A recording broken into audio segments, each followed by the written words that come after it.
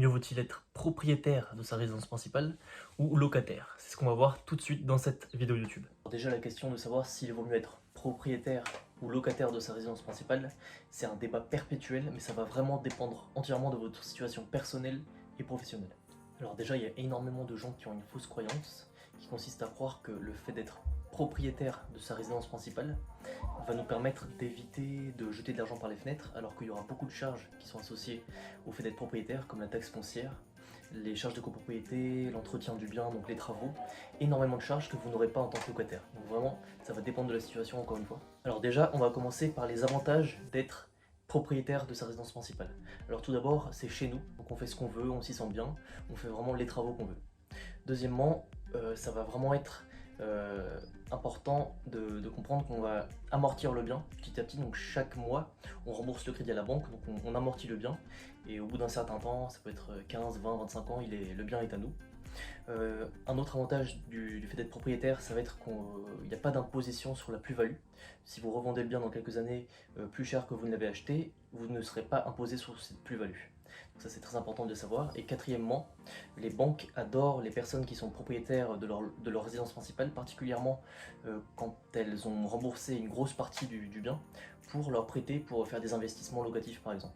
Alors maintenant, les inconvénients d'être propriétaire de sa résidence principale, donc ça va être le fait que c'est un passif vraiment qui impose le fait de payer beaucoup de charges, par exemple la taxe foncière, les charges de copropriété qui peuvent être vraiment incontrôlables, ça peut être de quelques centaines d'euros par mois à quelques milliers par exemple s'il y a l'ascenseur qui tombe en panne, la toiture à refaire, etc.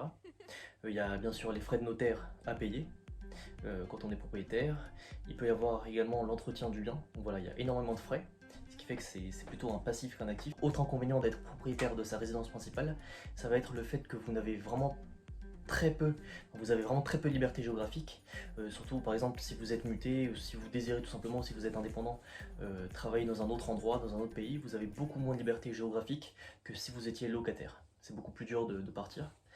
Et un dernier inconvénient du fait d'être propriétaire, ça va vraiment être votre capacité d'emprunt qui va être impactée, donc au niveau de votre taux d'endettement, surtout si vous achetez dans une zone euh, dans laquelle le prix du mètre carré est très élevé, à Paris par exemple.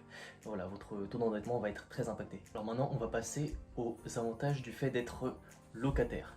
Alors le loyer, quand vous êtes locataire, va être peu élevé, surtout dans les... Enfin, même quand vous allez être dans des zones où le prix du mètre carré est élevé. Donc en général, on dit qu'il est mieux d'être locataire dans les grandes villes où le prix du mètre carré est élevé, et plutôt propriétaire de sa résidence principale dans les zones rurales, donc là où le prix du mètre carré est plus faible, puisque les loyers sont toujours équivalents, mais le prix du mètre carré augmente ou diminue, donc voilà, ça dépend vraiment de là où vous achetez.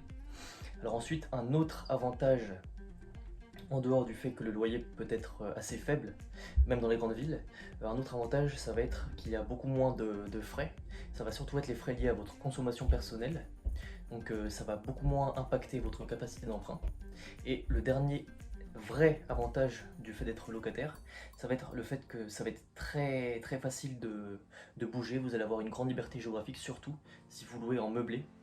Donc là, vous amenez pas vos meubles, vous allez dans l'appartement, tout est déjà meublé, et vous pouvez partir beaucoup, beaucoup plus facilement si vous louez en meublé que si vous louez en nu.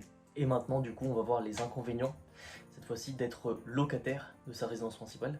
Donc déjà, c'est évident, le premier inconvénient, c'est qu'on n'est pas chez soi, donc il va falloir rendre l'appartement en état, dans le même état que lorsqu'on est arrivé, sinon on va payer une caution tout simplement. Et le deuxième inconvénient quand on est locataire, qui n'est pas un vrai inconvénient selon moi, ça va être la phrase tu jettes de l'argent par les fenêtres tous les mois puisque tu rembourses pas ton crédit, tu donnes de l'argent au bailleur, etc. Ça c'est pas vraiment vrai puisque vous allez payer moins de frais, donc votre capacité d'emprunt va être moins impactée et vous allez pouvoir investir votre argent beaucoup plus intelligemment qu'en remboursant un crédit pour votre résidence principale.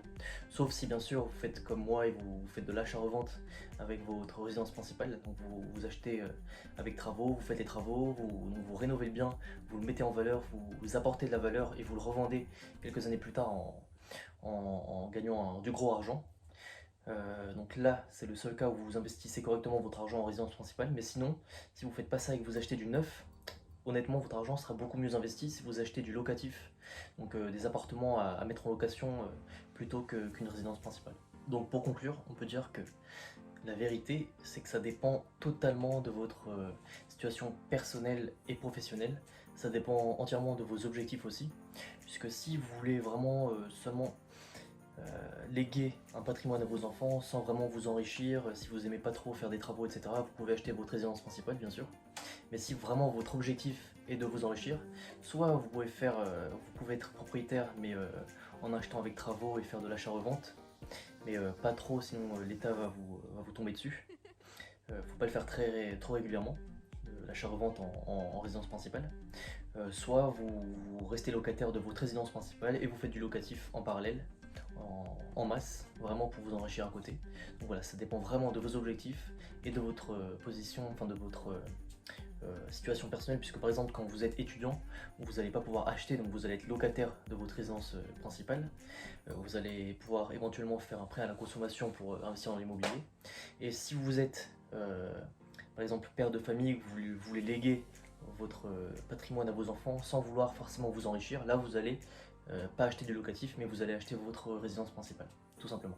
Voilà les amis, c'était tout pour cette vidéo. N'hésitez pas à me poser en commentaire vos différentes questions, vos situations personnelles. Vraiment, je répondrai à toutes vos questions. Sur ce, on se retrouve dans la prochaine vidéo. C'était Antoine. Ciao.